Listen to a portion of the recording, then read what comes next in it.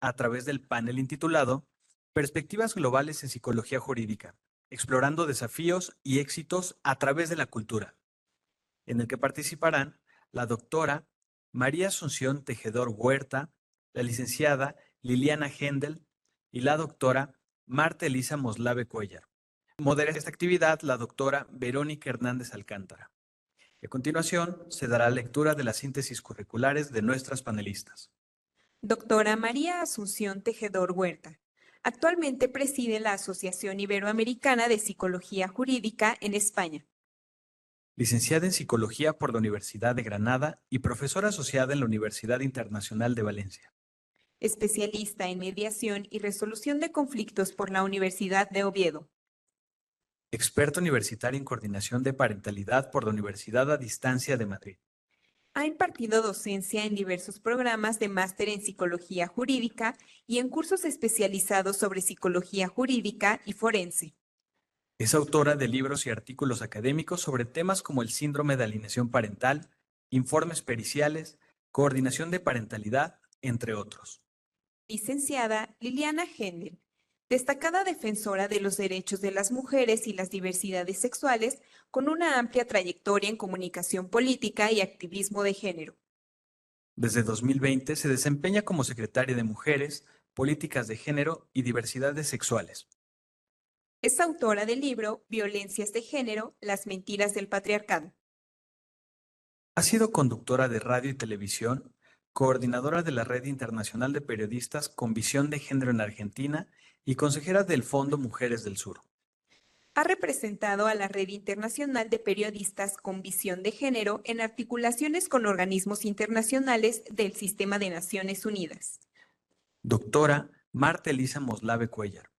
Es doctora en Derecho y Ciencias Políticas por la Universidad La Gran Colombia. Especialista en Derecho Laboral, Relaciones Industriales, Seguridad Social, Conciliación, Arbitraje, Mediación y otros medios alternativos de solución de conflictos. Es doctora honoris causa en Ciencias Sociales y Políticas por la Universidad Paulo Freire de Nicaragua. Desde 1989 ha sido delegada técnica asesora del sector empleador de la Conferencia de la Organización Internacional del Trabajo en Ginebra, Suiza. Ha sido profesora invitada en diversas universidades internacionales y es miembro de asociaciones jurídicas como la Asociación Iberoamericana de Juristas del Derecho del Trabajo y de la Seguridad Social. Recibimos a nuestras panelistas con un fuerte aplauso.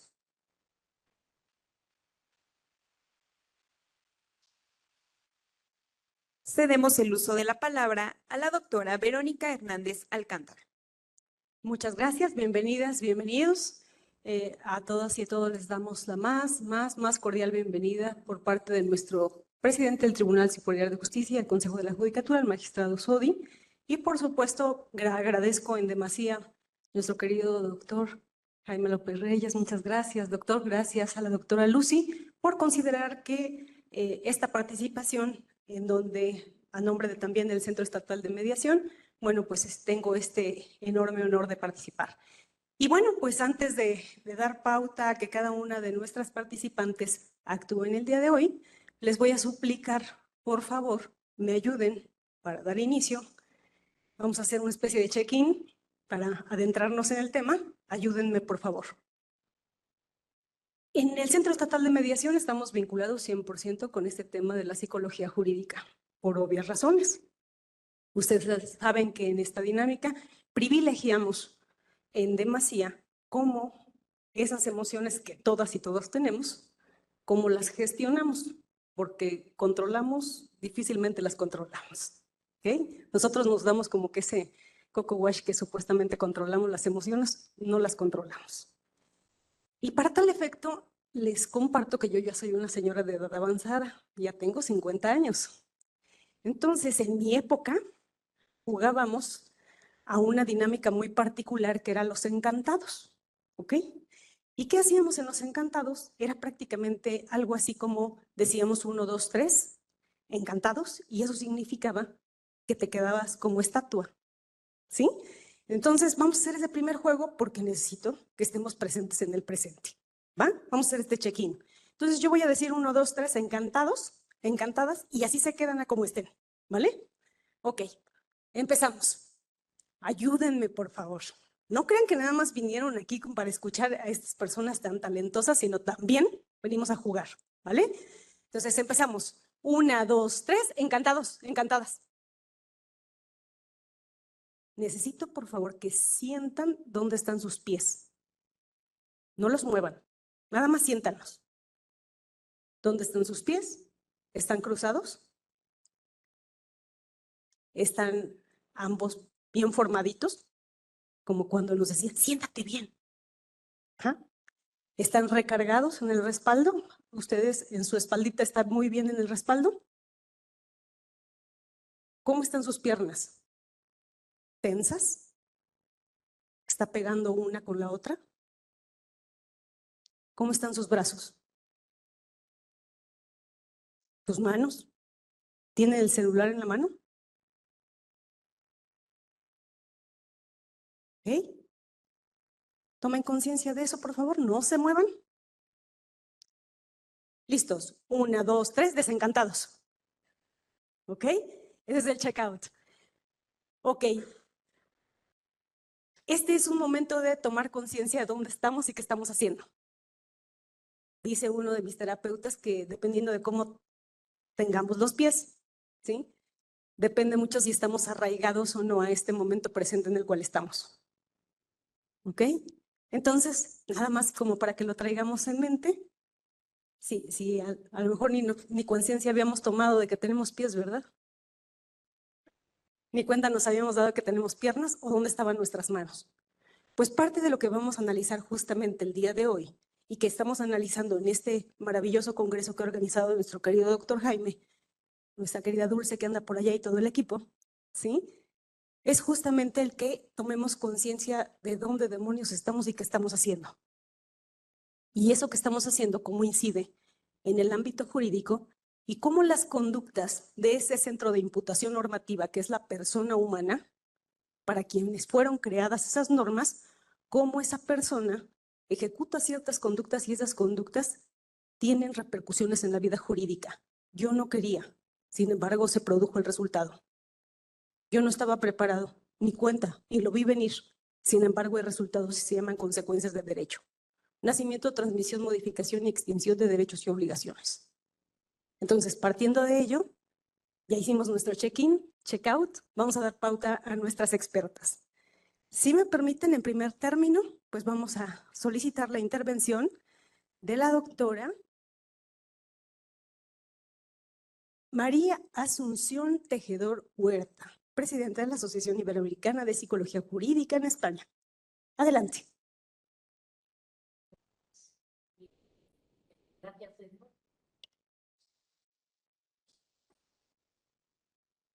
Cambiamos.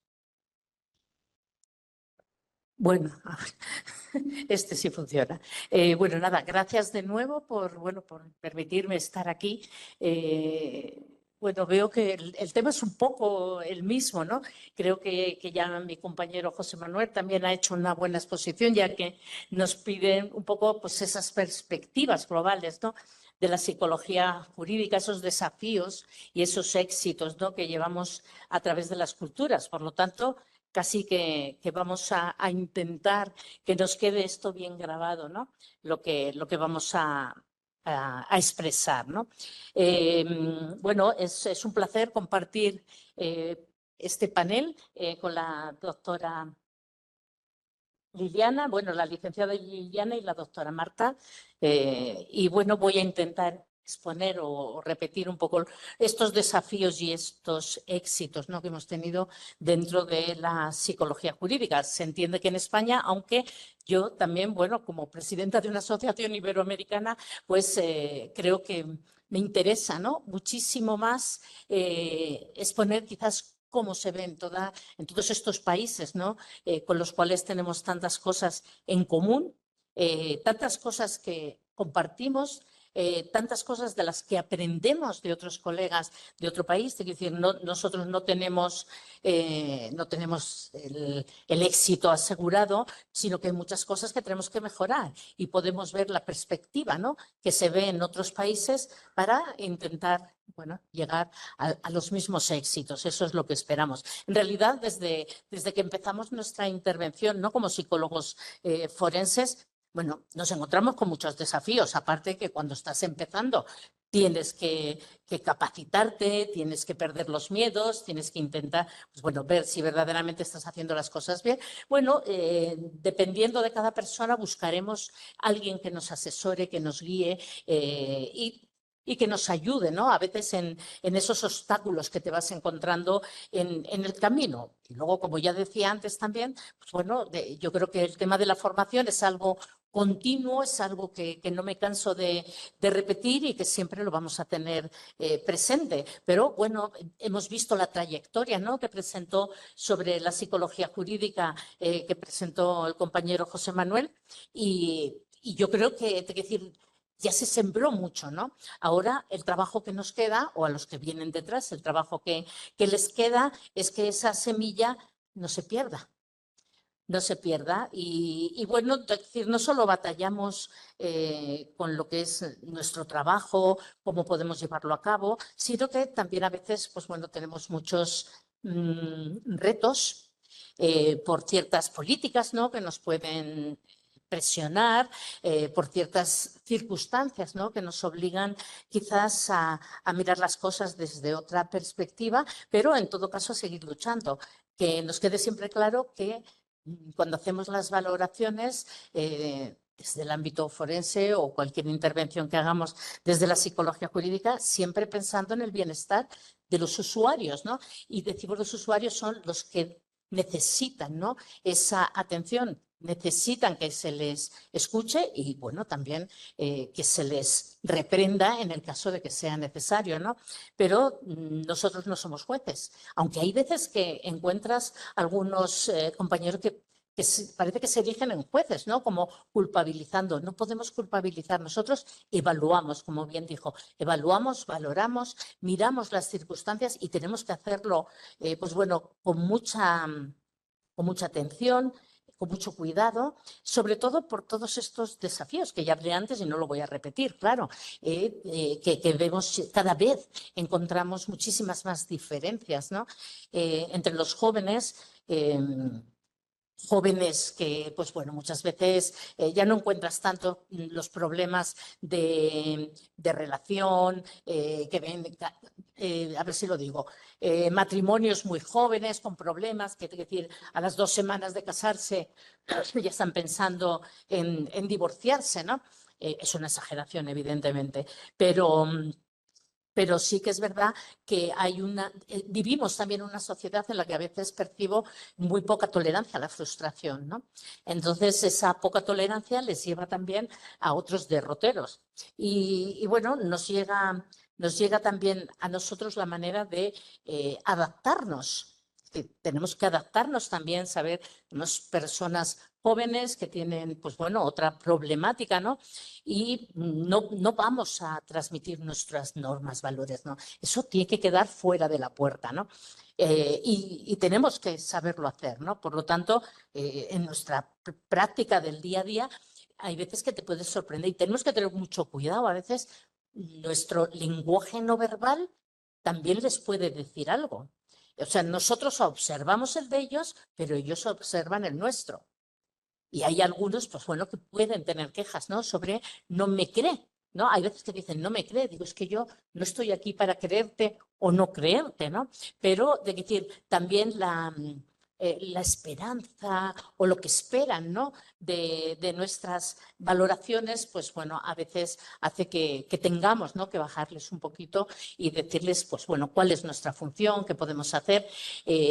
Bueno, es verdad que muchas quejas a veces que has podido escuchar es que entra en una habitación no había nadie, ha llegado alguien, hasta 5 minutos, se ha ido y ya está, ¿no? Y dices, "Buah, qué capacidad de análisis, ¿no? Y de evaluación más buena tiene este profesional". Entonces tenemos que tener mucho cuidado porque eso hace mucho daño al resto de profesionales. Por lo tanto, tenemos que cuidar mucho nuestra actuación, ¿no? Precisamente para eso. Y luego, bueno, si estoy hablando un poco en el ámbito en el que yo me muevo, por supuesto es en España, pero no cabe duda que estoy en relación con muchísimos otros países y no creo que las diferencias esenciales sean grandes, es decir, lo que es la base es la misma. Lo que cambia a veces son los métodos. Recuerdo cuando tuvimos esa problemática que en Ecuador los compañeros nos pedían auxilio, bueno, auxilio en el sentido de ayudarnos con escritos y demás. Y salió un libro que ha mostrado Cristina, ¿no? ¿Por qué? Pues porque les exigían, ¿no? Hacer informes periciales en cuestión de 2 o 3 días, ¿no? Entonces, no tenían opción de decir, no, perdona, yo como perito privado podría decir, no, yo para hacerlo necesito un mes, pero perito del juzgado no les daban opción y decían, no, no, en 3 días tiene que estar hecho, ¿no? Entonces, eso va en detrimento precisamente del trabajo.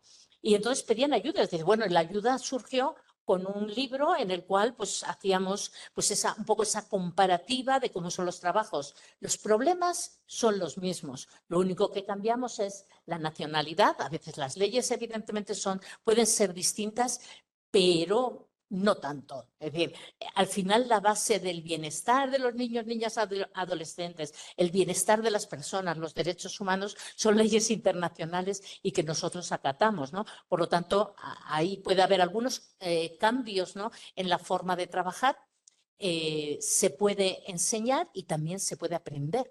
Sí que vi una vez, me acuerdo, hace bastante tiempo, alguien que me comentaba, y precisamente era de aquí de México, y me decía bueno, que aquí para hacer un informe pericial de una familia tenía que hacer un informe del papá, un informe diferente de la mamá y un informe diferente de los niños. Entonces, eran 3 informes, además eran como, no sé, 20, 30 o 40 hojas cada uno de ellos, ¿no?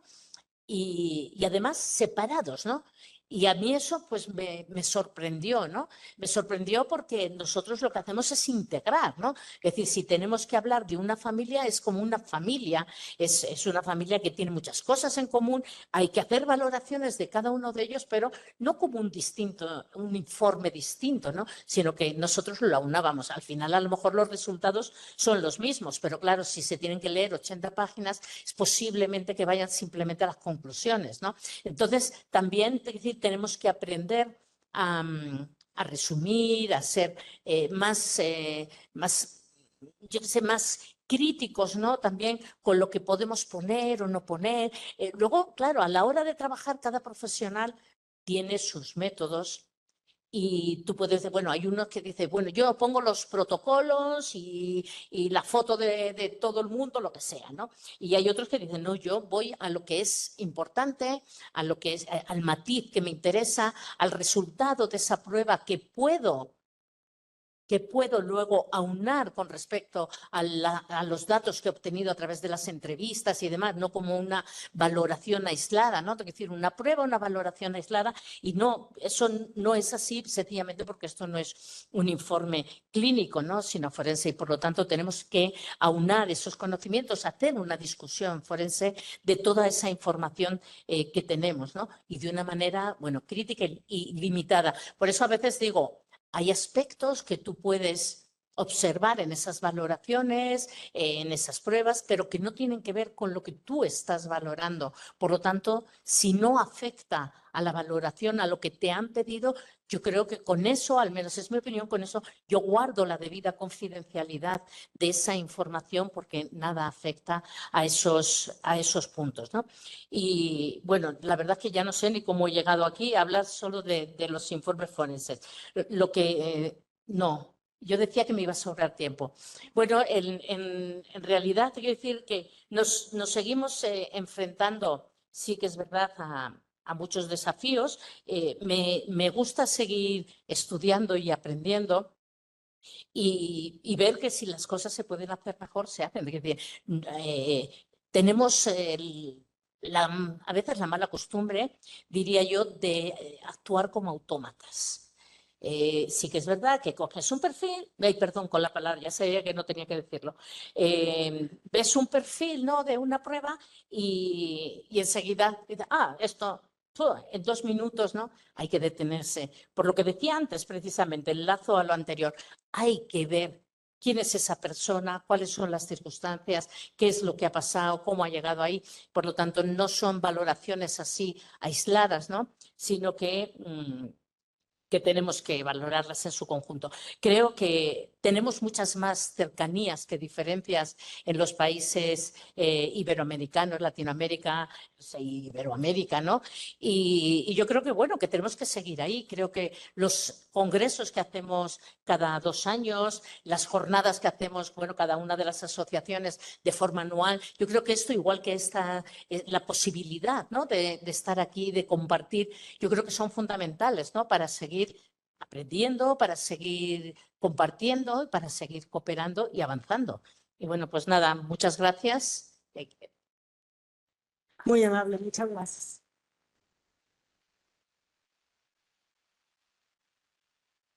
Bien, y continuando con la dinámica, le vamos a explicar a la doctora Marta Elisa Monsalve Cuellar, académica de la Universidad de Gran Colombia, delegada por Colombia de la OIT, conferencista y autora de diversos libros. Ustedes ya escucharon su ficha curricular. Bueno, que nos permita, por favor, escuchar. Muy buenas tardes para todos. En Colombia, después de mediodía, generalmente decimos buenas tardes. Sé que aquí, como no se ha almorzado o no han comido, entonces todavía está la mañana.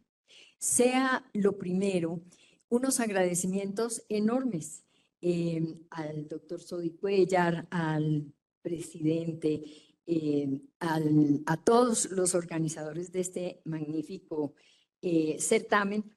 Y primero que todo, agradecerle a la doctora Verónica llamarme experta. No, por favor, yo he venido a hacer un curso avanzado de psicología jurídica y que es el tema magnífico, porque al pie de estas verdaderas sí maestras expertas, estoy feliz aprendiendo con todos mis compañeros de curso que me acompañan en el día de hoy. ¿Cuál podría ser la relación entre mi área de especialidad, derecho laboral, seguridad social, normas internacionales del trabajo? Tendría que ver desde la ciencia, precisamente la ciencia jurídica, esa importancia, primero que todo, del ser humano. Entonces, allí encontramos una gran identidad. Mi especialidad en derecho laboral tiene muchísimo, muchísimo que ver con esta parte. Pero si además me ubico ya en el foro, en la audiencia, allí sí que necesitamos de ese apoyo del subtema, precisamente de la psicología jurídica. Entonces, todo esto para tratar realmente de ubicarme en esta difícil tarea que tengo hoy de pensar cuáles son esas perspectivas globales de la psicología jurídica. El mundo de hoy es un mundo completamente diferente. Es un mundo sin fronteras, es decir, un mundo globalizado. Entonces, sí que encontramos que esta psicología jurídica, con todo su desarrollo importante que ha tenido, puede apoyar precisamente al foro, a la audiencia. Y ya ubicados dentro de esa importancia de la psicología jurídica y ante todo de esta parte de este subtema de la forense. Inicialmente, cuando realizábamos nuestros estudios, pues pensábamos que todo lo forense era única y exclusivamente en relación al derecho penal. Pero en la medida en que se amplían todos estos conceptos, estamos viendo la importancia de la interdisciplinariedad, a las cuales se han referido quienes me han antecedido en el uso de la palabra.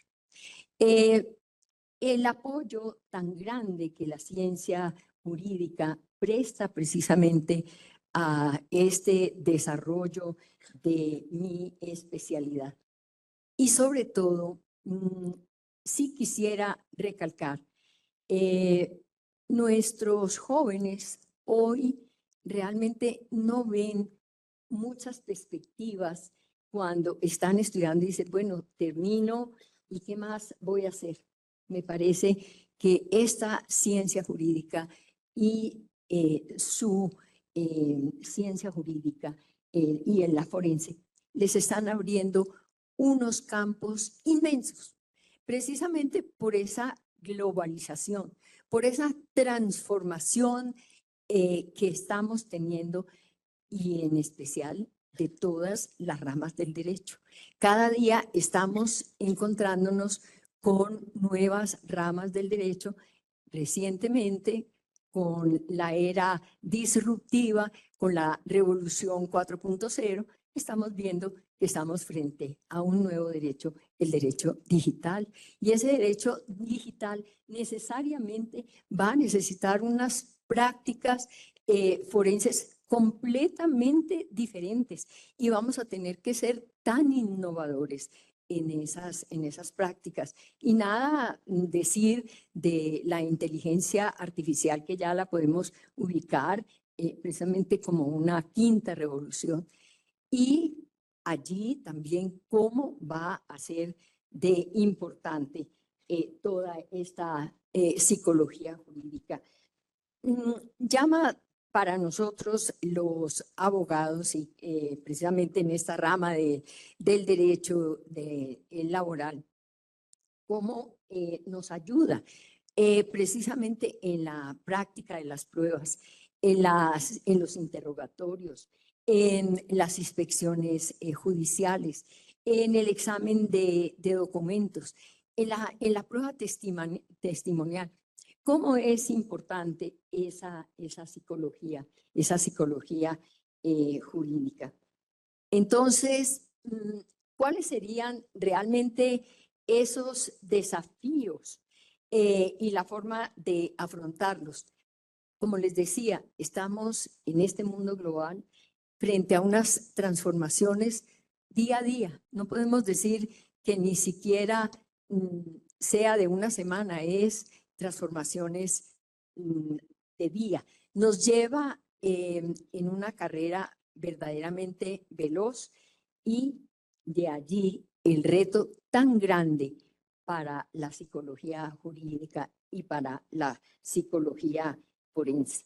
Estoy absolutamente segura de que después de las evaluaciones que se han hecho a estas dos ciencias, nos está indicando los éxitos que ha obtenido, pero no nos debemos conformar nunca con los éxitos, sino que tenemos siempre que mirar hacia el futuro, plantearnos retos, y el mundo de hoy nos está planteando retos muy grandes.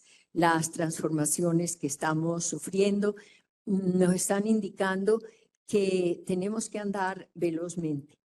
Estoy viendo en todas estas reformas que se están planteando a lo largo de nuestra América Latina, que un autor mexicano, él es segurólogo, precisamente él es de Guadalajara, el profesor Ruiz, Ángel Ruiz, él llama de una manera muy cariñosa la América Morena. Entonces, en estos cambios que estamos teniendo en todas nuestras legislaciones, sí que va a haber un cambio para esa psicología jurídica, para esa psicología forense, porque esto está transformando el derecho, está transformando la práctica del derecho y nos está exigiendo un mayor rigor en estas disciplinas. A modo de conclusión, porque no quiero exceder el tiempo que nos han asignado, sí es un llamamiento muy, digamos, sentido en la formación. Esta formación que tiene que ser continua, a diario, acorde con esta transformación del mundo. No nos podemos quedar atrás y ese es el verdadero reto. Nunca el saber tiene ni edad ni fronteras y cada día que nosotros vayamos a dormir sin un conocimiento nuevo, sin una experiencia nueva, habremos perdido el día. Muchísimas gracias. Muchas gracias, doctora. Agradecemos su valiosa participación, muy amable. Lili Hendel. Gracias. Te toca. Bienvenida. Gracias, muchísimas gracias.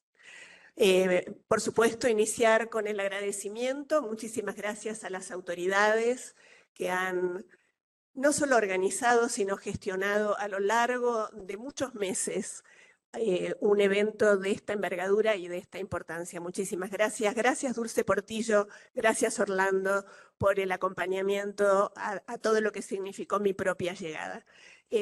Dos cuestiones que me gustaría, lo dijeron en mi presentación, pero quiero reiterarlo porque es desde ahí, desde donde voy a hablar. Fui inicialmente psicóloga, soy psicóloga, pero ya no ejerzo.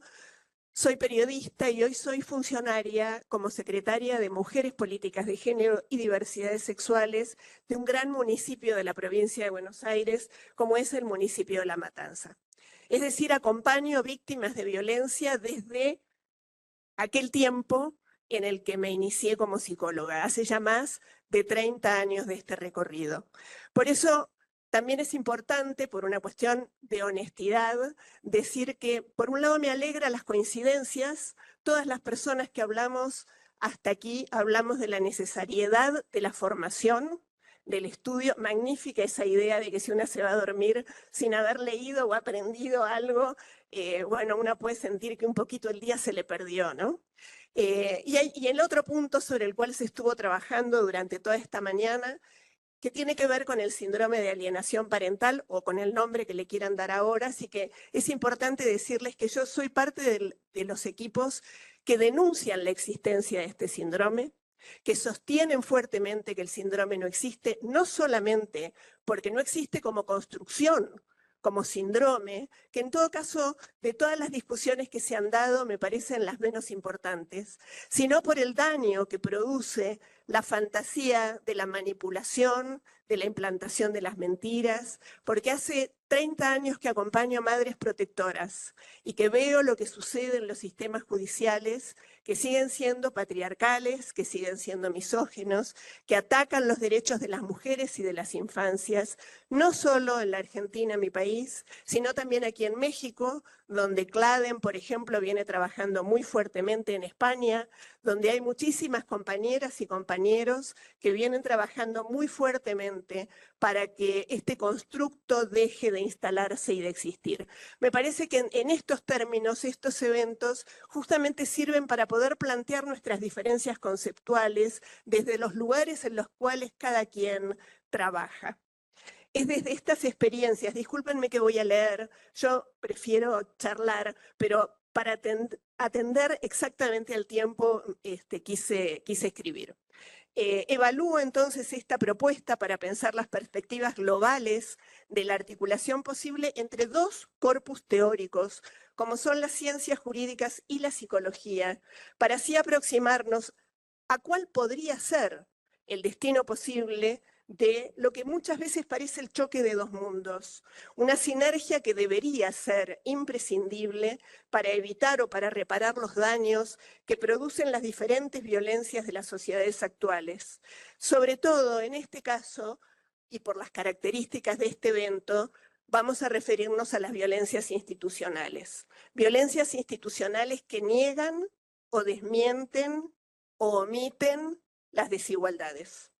Y ya sabemos que una sociedad que omite trabajar sobre las desigualdades estructurales, las primeras víctimas son los niños, las niñas, los adolescentes y las mujeres en sus enormes diferencias. No hablamos de el feminismo, hablamos de los feminismos. Y quienes militamos en los feminismos no estamos, como quisieron construir algunas personas, en contra de ningún hombre. Se trata de sistemas opresores que lastiman y castigan a mujeres, a niñas, adolescentes y a disidencias sexuales. Podemos sumar las disidencias sexogenéricas a lo que va desde la segunda mitad del siglo XX. Antes no estaban en agenda. Es penoso entonces verificar que aunque la sociedad haya cambiado radicalmente en algunos aspectos, las estructuras curriculares no se han modificado sustancialmente en lo que a perspectiva de género se refiere. Es cierto, pasamos de la fotocopiadora a los dispositivos celulares, pero eso no alcanzaría para poder erradicar los conceptos teóricos patriarcales de nuestras aulas. Y este es un punto fundamental para poder pensar las perspectivas globales de cualquier institución, sobre todo aquellas convocadas a acompañar y, en el mejor de los casos, a intentar resolver conflictos humanos. Es interesante observar que los comportamientos y la idea de sí misma que cada una de las especialidades tiene configura un armado de islas que se presumen autónomas e independientes. Escuchamos hoy aquí hablar de lo interdisciplinario, de lo transdisciplinario, pero es una expresión de deseos. ¿Cuánto de eso en realidad puede llegar a cumplimentarse en los hechos? Esto se expresa con claridad en las dificultades que presenta el armado de las mesas de trabajo, interdisciplinarias, transdisciplinarias, como quieran llamarlos. Insistimos en ese armado, insistimos a pesar de las dificultades, insistimos con las dificultades, justamente porque tenemos la convicción de que así encontraremos respuestas a nuestras preguntas sobre el comportamiento humano, las desigualdades y las búsquedas de justicia. Todos conceptos constitutivos tanto de la psicología como de los cuerpos jurídicos. ¿A quiénes invitaríamos a nuestra mesa de trabajo? Sigamos con el juego que Vero nos proponía. Pensemos juntos en cómo armamos esa mesa de trabajo. ¿Podemos plantearnos simetrías en vez de subordinaciones jerárquicas entre las diferentes disciplinas? Psicología jurídica en su enunciado convoca dos cuerpos teóricos, dos profesiones, por lo menos dos, podemos invitar a muchas más, vamos a invitar a muchas más, que deberían auxiliarse entre sí con reciprocidad. Digo deberían porque en realidad no es en la práctica lo que sucede. El derecho es una construcción social, un discurso, un texto que regula la vida en sociedad. La ley y las normas no son el resultante de un acontecimiento natural, ni deberían ser la consecuencia de dogmas divinos. Si aceptamos eso, entonces coincidiremos en que la interpretación de esa ley dependerá de los sentidos y de los estereotipos dominantes de cada sociedad y además en cada momento histórico. No es lo mismo pensar los derechos antes, ahora, hace siglos, en Oriente, en Occidente, hablamos hoy de la interculturalidad, por ejemplo. Sin embargo, hay una identidad femenina que el derecho ha construido y que ha sostenido a lo largo del tiempo. ¿Será solo un tema de tiempo que el corpus teórico incorpore los cambios necesarios, atento a los estudios que describen la desigualdad sexogenérica?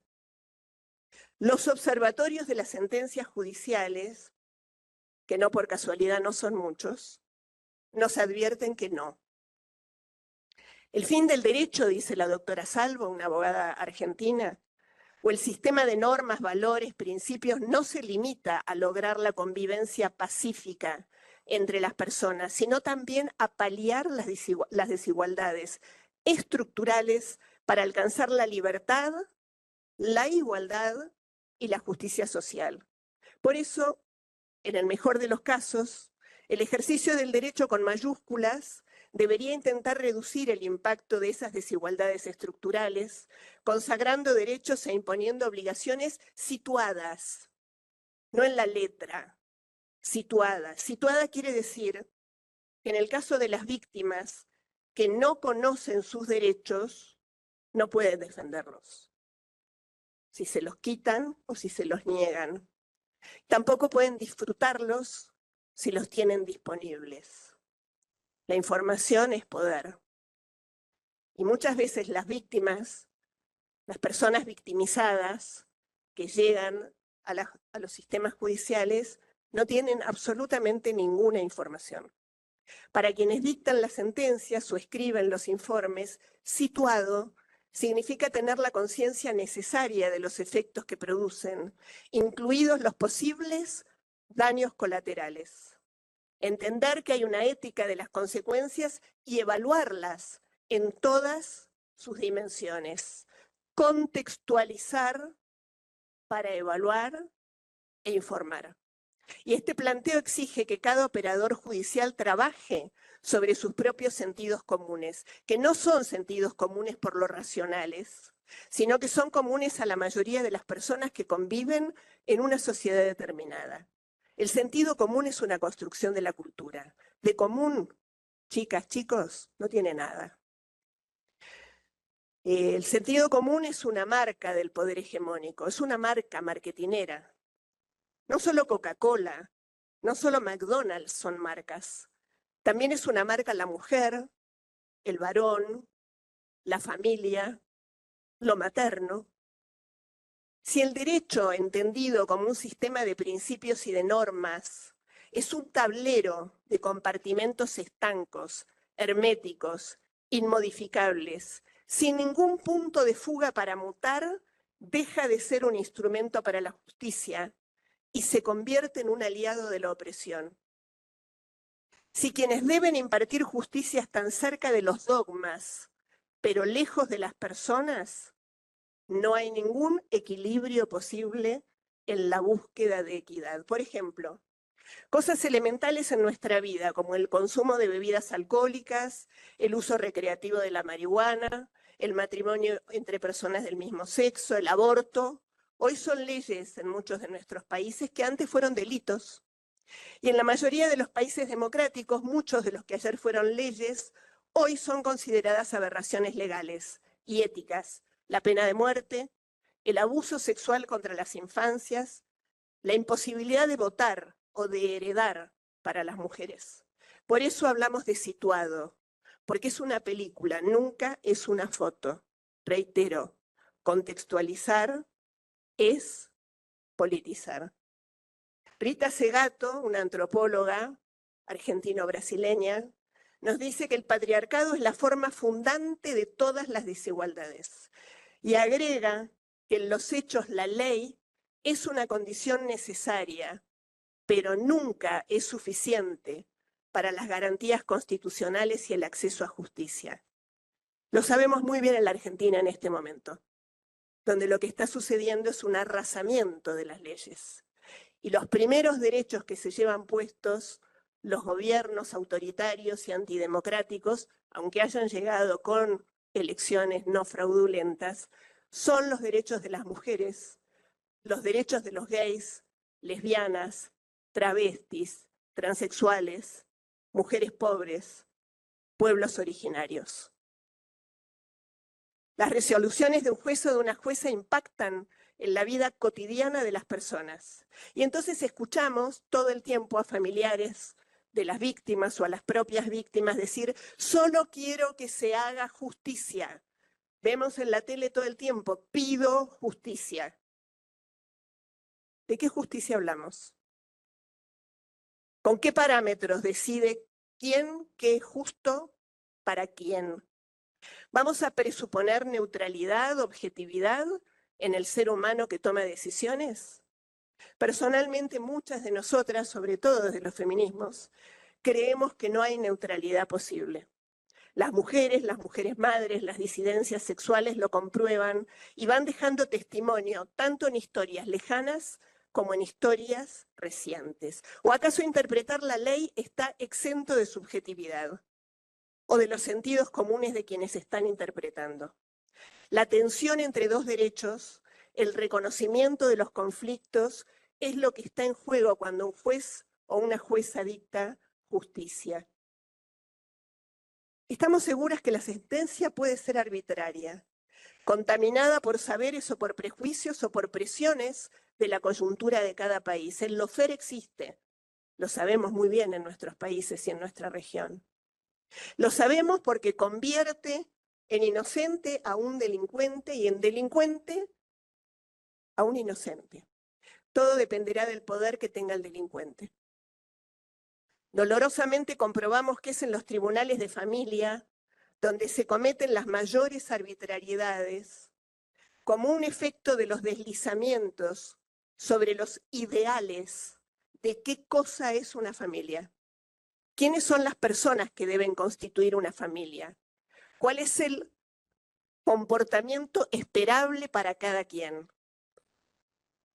¿Leen quienes luego serán profesionales acerca de las múltiples violencias? En mi país están, como mencionaron aquí, Cristina, tipificadas en la ley 26.485. Hace muy poco el propio ministro de Justicia desconoció la ley. ¿Se estudia en la universidad? ¿Estudian ustedes? ¿Revisan, por ejemplo, la Convención de los Derechos de Niñas, Niños y Adolescentes? ¿La CEDAW? ¿Belém do Pará? ¿O la tan emblemática sentencia del campo algodonero que tanto impacto produjo aquí en México y en el resto de la región? Son quienes más temprano que tarde deberán tomar decisiones sobre personas que alguna vez se sintieron ligadas entre sí por el amor y que hoy tal vez se odian. ¿Podemos hablar del amor? ¿Podemos hablar del dolor, del fin del amor, cuando hablamos del derecho de familia? Las respuestas a estas preguntas nos llevan a comprender mejor por qué el sistema judicial sigue siendo misógino y patriarcal y esta es mi opinión personal, el enemigo principal de las mujeres y las disidencias sexuales víctimas de sucesos dolorosos, físicos, emocionales y patrimoniales. El empobrecimiento de las mujeres y de las mujeres madres, víctimas de la violencia institucional, se ve agravado por el techo de cristal y el suelo pegajoso. Datos que ya otras autoras han señalado como un obstáculo para la autonomía. Datos puros y duros. Estadísticas de organismos nacionales e internacionales, siempre menos sospechados que los locales. Sin autonomía económica no hay salida de las violencias. Tenemos jueces y juezas en mi país denunciados ellos mismos por violentos por sus exparejas. Jueces denunciados incluso como abusadores de sus propios hijos. ¿Saben qué? Siguen impartiendo justicia en tribunales de familia. Las madres protectoras son todo un capítulo de la barbarie judicial, cuya máxima expresión es obligar a una criatura a vincularse con quien lo agredió, lo violó o agredió a su madre, que es la figura con la que se vincula más fuertemente. El niño no miente cuando dice con quién quiere estar y con quién no quiere estar.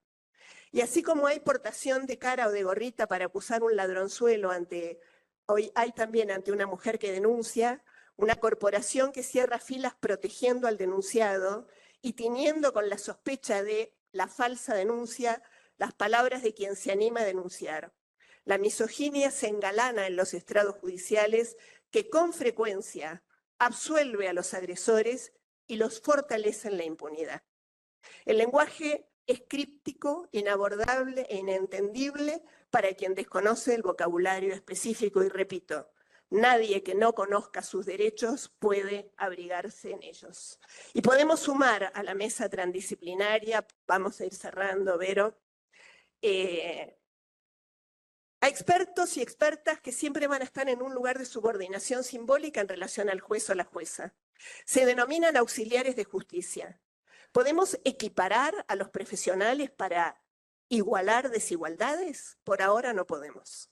Apliquemos una mirada crítica sobre la formación que atraviesan quienes estudian las diferentes ramas de la psicología. El corpus académico carece de perspectiva de género. Hay teorías que siguen hablando del masoquismo estructural de la mujer o de las depresiones y consumo de tranquilizantes como efecto de una subjetividad frágil o de una constelación familiar compleja, negando los efectos traumáticos de las violencias machistas. A veces en los tribunales las mandan a terapia.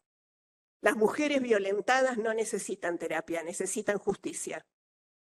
Los trabajos de varias décadas de pensadoras feministas denuncian un escenario biologicista y estereotipado. Sin embargo, estas autoras no están incluidos en la currícula. Tanto para quienes se forman en la abogacía como en psicología y en otras especialidades mencionadas, la formación en género es optativa, o bien como parte de la llamada extensión universitaria. Este déficit, ya termino, perpetúa las miradas que configuran sentidos acerca del deber ser de una mujer. ¿Cuánta gente aquí sigue pensando que una mujer que decide no ser madre se va a arrepentir en algún momento? ¿O no se va a sentir completa en algún momento? La naturaleza siempre del lado de la mujer, la racionalidad en otro lado. Un minuto más, por favor. ¿Qué es la emoción violenta sino la definición de la excepcionalidad de quien abandonó la razón por causa de la emoción? Un gran constructo teórico patriarcal, muy útil para negar el drama sistémico de los feminicidios en nuestros países. Como bien describe Rita Segato, no vamos a lograr ninguna equidad ni ningún avance en la ciencia ni en la psicología jurídica si no desmontamos seriamente los mandatos de masculinidad. Tenemos profesionales como Miguel Lorente en España, como Enrique Stola en la Argentina, que vienen trabajando desde hace mucho tiempo con lo que significa el mandato de masculinidad, que daña no solo a las mujeres, sino también a otros varones. Por eso decimos que el mandato de masculinidad es lo que hay que trabajar cuando trabajamos con cada una de las situaciones que aparecen y se ven arrasados con todo aquello que se trabajó durante décadas y que son los derechos humanos. Alguna vez un expresidente de mi país dijo: vamos a acabar con el curro de los derechos humanos. Contestamos que los derechos humanos nunca son un curro, que los niños y las niñas no mienten, que las madres no manipulan, que hay que empezar a considerar que no hay 25 millones de alienados, como dijo hace unos días alguien en mi país. Hay 25 millones de niños y niñas violados por sus progenitores, por sus tíos, sus padrastros, sus parientes, a quienes no se les cree. Muchísimas gracias. Gracias, señor.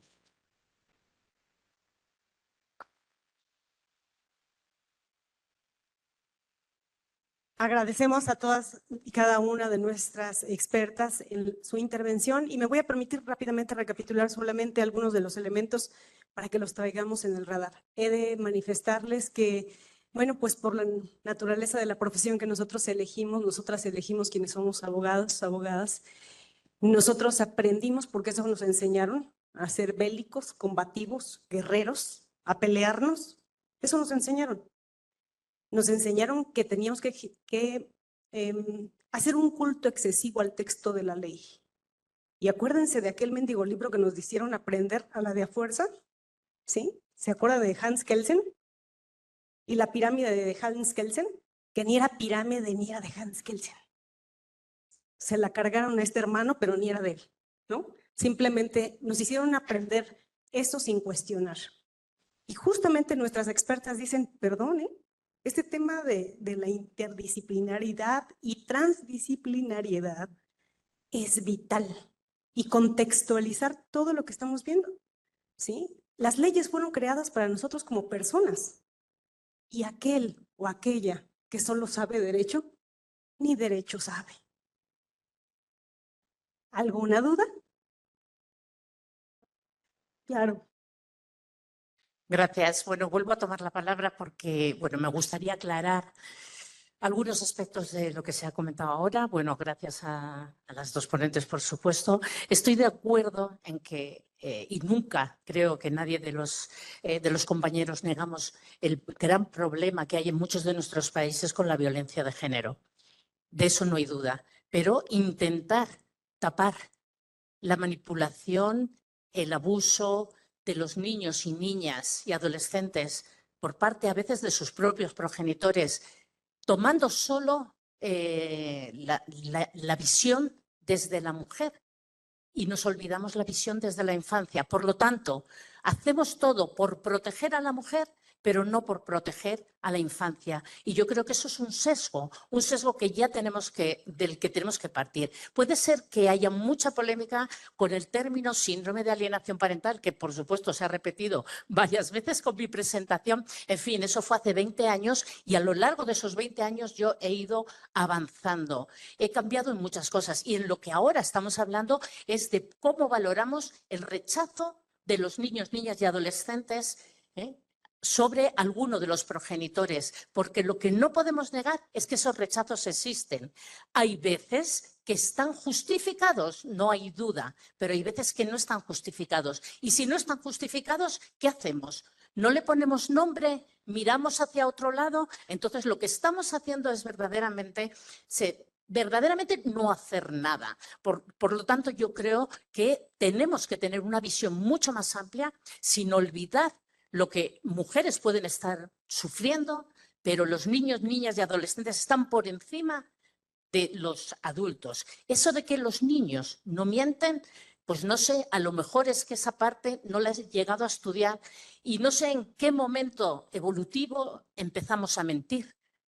Porque de niños no mentimos, pero de adultos sí lo hacemos. Y yo creo que eso no podemos tampoco decir no hay estudios científicos, creo que está totalmente demostrado. Lo que pasa es que normalmente no me gusta dar una réplica de este tipo.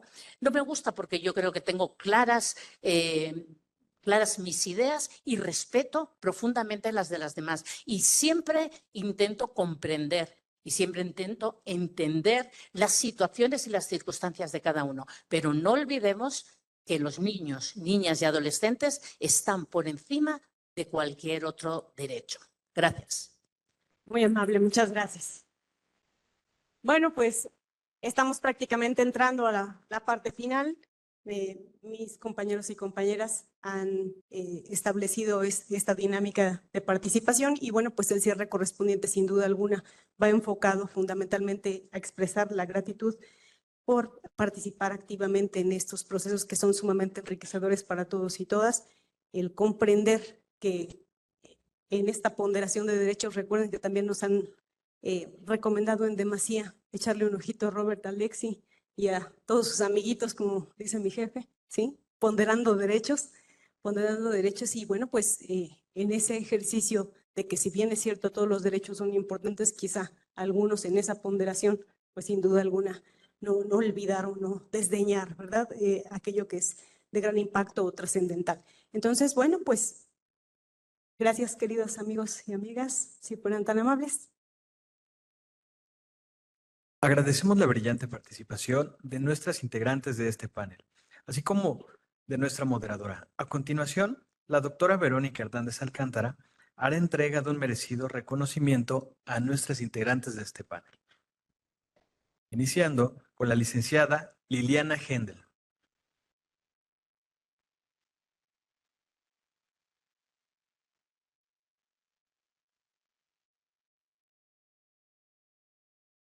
Doctora María Asunción Tejedor Huerta.